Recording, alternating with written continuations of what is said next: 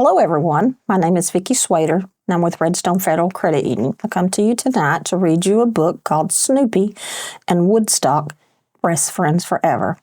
And I'll read this one for a good and dear friend of mine, and her name is Stephanie, and she loves Snoopy. Snoopy and Woodstock are best friends.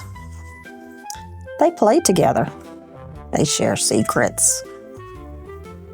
They share snacks. But how did they meet? When did they become friends?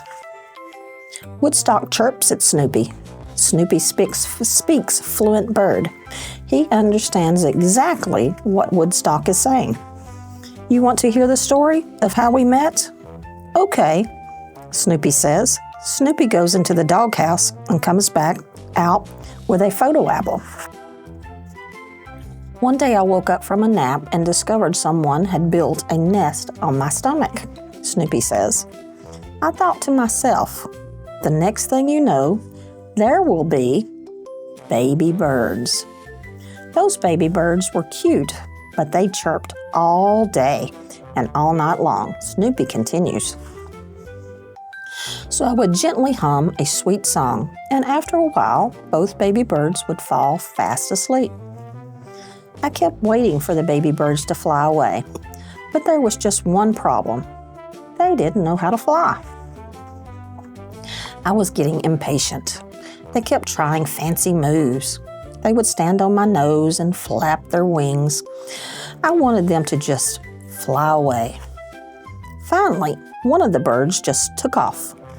I was so happy. Go, bird, go, I cheered. But he was back almost immediately.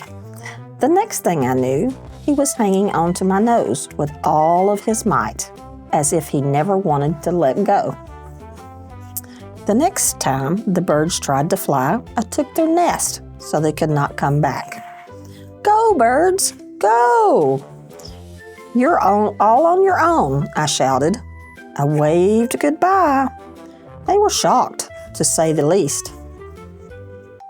Woodstock chirps at Snoopy. He knew Woodstock was asking him what happened next. I started to feel a little guilty, Snoopy says. I felt bad for making the birds leave their home so soon. But then I looked up and I thought, they were probably in the clouds somewhere, flying and having a good time.